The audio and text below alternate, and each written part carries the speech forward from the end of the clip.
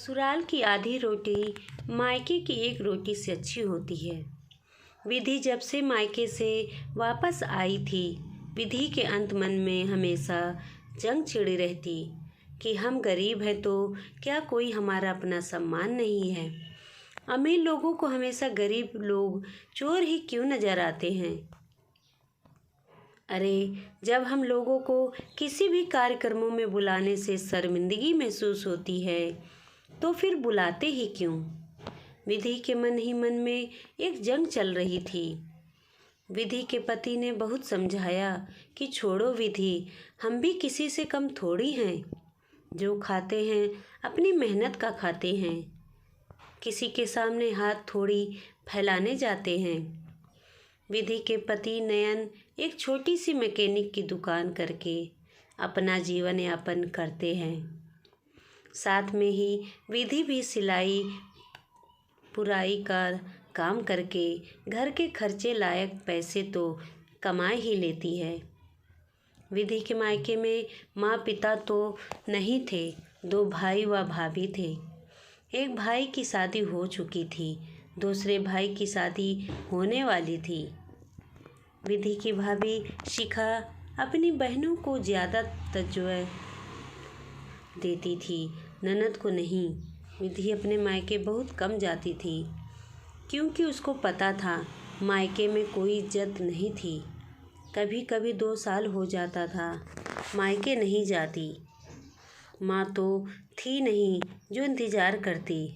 विधि इंतज़ार करती रहती थी कि काश कभी तो कोई झूठे मुँह से ही फ़ोन करके भाभी कह दे कि दीदी कब आ रही हो मायके। लेकिन विधि की उम्मीदों पर पानी फिर जाता और उसका इंतज़ार सिर्फ इंतज़ार बनकर रह जाता। इन दिनों विधि के भाई मनोज का फ़ोन आया कि दीदी आपको शादी में ज़रूर से ज़रूर आना है। विधि के मायके में छोटे भाई की शादी थी। छोटे भाई की शादी भी भाभी अपनी बहन से करवा रही थी। छोटे भाई की शादी में विधि और उसके परिवार वालों को बुलाया गया। विधि बहुत खुश थी। जो उसके पास था उसने सब लिया और जब अपने छोटे भाई की शादी में पहुंची तब उसकी भाभी ने उसकी तरफ मुंह सिकुड़ते हुए कहा, अरे दीदी, कम से कम आज के दिन तो बढ़िया महंगी सी साड़ी पहन कर आती। आजकल तो एक से एक लेटेस्ट डिज़ाइन की साड़ियाँ मिलती हैं। और ये क्या, जीजू को अपने जोकर की तरह कपड़े पहना रखे हैं। लगता है शादी का कोट है जो छोटा हो गया है। भाभी की बातें सुनकर लगा जैसे वह विधि की गरीब होने का मजाक बना रही है। शिखा ने अपनी ननद और नंदोई की इंसल्ट करने में कोई कमी नहीं छोड़ी। फिर दिखावे के लिए बोली, अरे दीदी, मेरी बातों का बुरा मत मानना। यह सब सुनकर विधि अंत मन में एक जंग छिड़ी रहती कि क्या इस शादी में मुझे इसीलिए बुलाया कि मेरी इंसल्ट कर सके, हमारा मजाक उड़ा सके। आखिर क्या हक है भाभी को सभी के सामने हमारा मजाक बनाने का। विधि के चेहरे पर गुस्सा साफ झलक रहा था।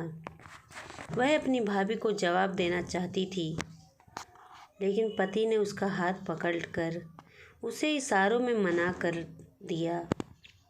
छोड़ो, जाने दो। विधि अंदर ही अंदर गुस्से को पी गई और शादी में आए हुए रिश्तेदारों से मिलने लगी। आस पड़ोस के लोगों ने विधि से पूछा कि अरे विधि, तुम्हारी शादी क्या हुई, तुम तो मायके का रास्ता ही भूल गई। अरे कभी कभी तो आया जाया करो अपने भैया भाभी से मिलने। तेरी भाभी बेचारी यही कहती रहती है कि विधि दीदी को हम तीज त्योहार पर फ़ोन करते हैं आने के लिए, लेकिन कभी आती ही नहीं है। पड़ोसन की बात सुनकर विधि ने कहा, आया वही जाता है जहाँ मान सम्मान हो। बिन बुलाए आकर अपनी बेइज्जती कराने से अच्छा है अपने घर पर ही रहूं। आधी रोटी खाती हूँ पर अपने घर इज्जत की खाती हूँ। और अगर कभी भाभी ने फ़ोन किया होता तो ज़रूर आती, लेकिन शादी बाद मेरे अपनों ने ऐसा पल्ला झाड़ा कि जैसे हम उनके कुछ लगते ही नहीं हैं। आज शादी में बुलाया तो चली आई, वरना नहीं आती, विधि ने सीधे मुंह पर सच बोलते हुए कहा। तभी वहाँ शिखा भाभी आ गई और विधि को एक बैग देते हुए कहा कि दीदी, आप इस बैग का ध्यान रखना। इस बैग में कुछ कीमती सामान व नोटों की गड्डी है, ज़रा अच्छे से ध्यान रखना। विधि ने मना किया कि मुझसे इस बैग की देखभाल नहीं होगी, लेकिन शिखा ने ज़बरदस्ती विधि के ऊपर बैग की जिम्मेदारी सौंप दी। बैग का ध्यान रखने के लिए विधि उस बैग को एक जगह लेकर बैठ गई। विधि के पति मेहमानों से मिलने व शादी के कुछ काम में व्यस्त हो गए। विधि अपनी जिम्मेदारी बड़ी शिद्दत से निभा रही थी। शादी के दिन ही सगाई का प्रोग्राम रखा गया था। पहले सगाई फिर शादी। पंडित जी ने दूल्हे दुल्हन को एक दूसरे को अंगूठी पहनाने को कहा। तब विधि स्टेज पर बैठ कर गई। उठ कर गई और शिखा विधि के पास गई और बैग में से अंगूठी निकालने लगी तो उस बैग में पैसे नहीं देखी। अंगूठी भूलकर शिखा ने विधि से कहा, दीदी, इस बैग में से पैसे गायब हैं, कहीं आपने तो नहीं चुरा ली। शिखा ने अपने पति को बुलाया और कहा, देखो जी, मैंने अंगूठी के साथ बैग में कुछ कैश भी रखा था और यह बैग मैंने दीदी को संभालने के लिए दिया था। अब सोने की अंगूठी है, लेकिन बैग में पैसे नहीं हैं। पैसे चोरी होने की खबर आग की तरह फैल गई। सभी लोगों की निगाहें विधि पर ही टिकी रहती, जैसे पैसे विधि ने चुराए हो।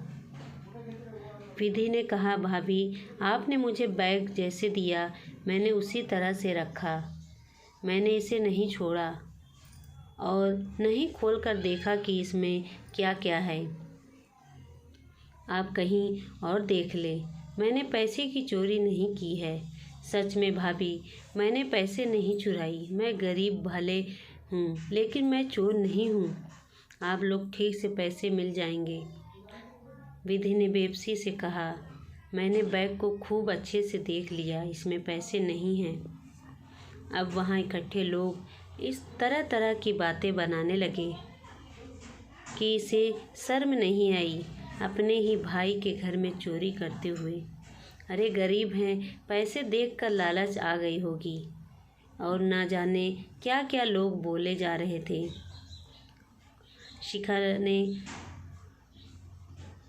शिखा लगता है दीदी ने पैसे नंदोई जी को देकर घर भेज दिया। वह इस पैसे को छिपाने गए हैं, तभी नंदोई जी नज़र नहीं आ रहे हैं। शिखा ने नज़र घुमाते हुए कहा, सच कह रही हो भाभी, मैंने चोरी नहीं की। मैं गरीब ज़रूर हूँ, लेकिन चोर नहीं। आखिर आप मुझ पर चोरी का इल्ज़ाम लगाकर साबित क्या करना चाहती हो? आप सब मेरा यकीन कीजिए, मैंने चोरी नहीं की। विधि चीख चीख कर कह रही थी, मैं चोर नहीं हूँ। विधि की आवाज़ सुनकर उसका पति आया, जो इस सब बातों से अनजान था। विधि का भाई अपने ही जीजा की तलाशी लेने लगा, लेकिन कुछ नहीं मिला। आखिर पैसे गए तो कहाँ गए? तभी शिखा की बहन, जो ब्यूटी पार्लर तैयार होने गई थी, वह पार्लर से लौटी और गार्डन में भीड़ इकट्ठा देखकर झट से वहाँ आई। क्या हुआ है यहाँ? आखिर यहाँ इतनी भीड़ क्यों है? शिखा की बहन सोना ने सवाल किया।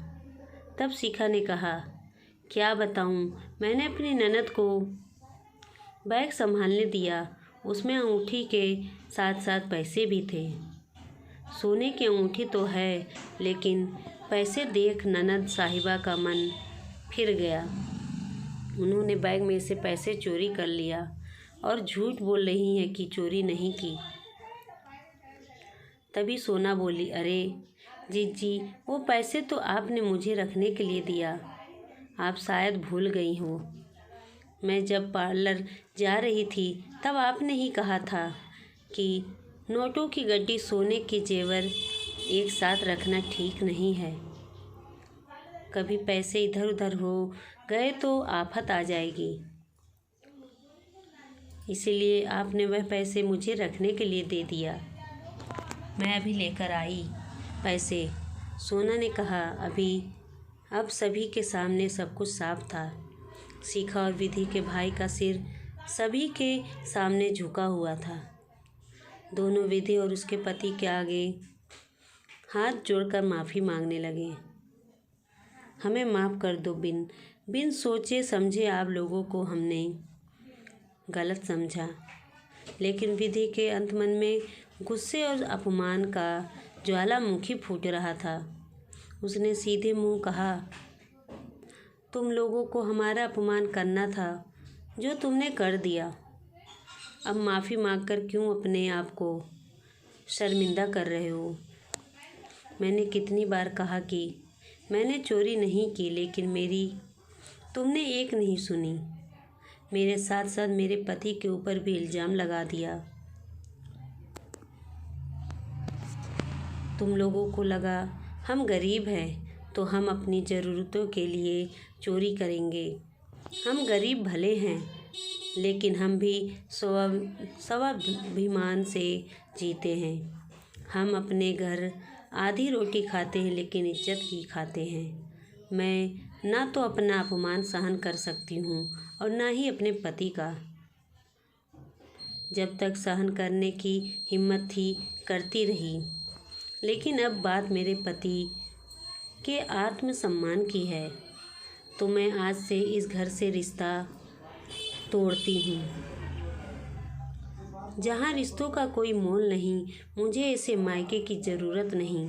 मुझे कभी अपने भाई से यह उम्मीद नहीं थी कि वो भी मुझे चोर समझने लगेगा, लेकिन समझ आ गया जब लोगों की आंखों पर दौलत का अहंकार छाया रहता है, जब उन्हें हर गरीब व्यक्ति चोर ही नज़र आता है, चाहे वो उनका अपना ही खून क्यों ना हो। विधि ने वो अपनी सारी भड़ास निकाल दी, क्योंकि विधि की हालत उस वक्त ऐसी थी, काटो तो खून नहीं। विधि अपने भाई भाभी से रिश्ता तोड़कर वहाँ से चली जाती है। शिखा और विधि का भाई माफ़ी मांगते ही रह गए, लेकिन विधि ने उन्हें कभी माफ़ नहीं किया, क्योंकि उस दिन विधि के स्वाभिमान को ठेस लगी। मायके से जो थोड़ी बहुत उम्मीद थी वो भी टूट गई। वहाँ मौजूद लोग शिखा को ही दोष देने लगे कि तुम्हें पहले सभी पूछताछ करनी चाहिए थी और किसी कमरे में ले जाकर फिर विधि से पूछती। ऐसे सभी के सामने पूछना गलत था। विधि की बात पर विश्वास तो करती, भाभी न सही, लेकिन भाई तो अपनी बहन की बात सुनता। सच में शिखा ने विधि के साथ बहुत बुरा किया। शिखा शादी बिना पूरी हुए ही विधि अपने पति के साथ अपने ससुराल आ गई। जब भी विधि को यह बातें याद आती है, आज भी उसके अंत मन में एक जंग छिड़ी रहती है कि आखिर क्यों मेरे अपनों ने मेरे साथ ऐसा किया। क्या विधि ने अपने भाई भाभी से रिश्ता तोड़कर ठीक किया या नहीं? मेरे विचार से विधि ने बिल्कुल ठीक किया। ऐसे भाई भाभी से क्या रिश्ता रखना जिन्हें अपने लोगों पर ही विश्वास नहीं। हर वक्त अपमान का घूंट पीने से अच्छा है ऐसे लोगों से रिश्ता ही तोड़ देना जो सिर्फ दौलत के घमंड में चूर रहते हैं। यह मेरे अपने विचार हैं। क्योंकि हमें कभी भी रिश्तों से ज़्यादा पैसों को अहमियत नहीं देनी चाहिए। अगर आप सामने वाला कुछ कह रहा तो उसकी सुने, उस पर विश्वास करें। वीडियो अच्छी लगी हो तो लाइक सब्सक्राइब जरूर करें, अपने दोस्तों रिश्तेदारों में शेयर करें। देखते रहे सुषमा मोटिवेशनल स्टोरी। कमेंट में बताएं वीडियो कहानी कैसी लगी। धन्यवाद।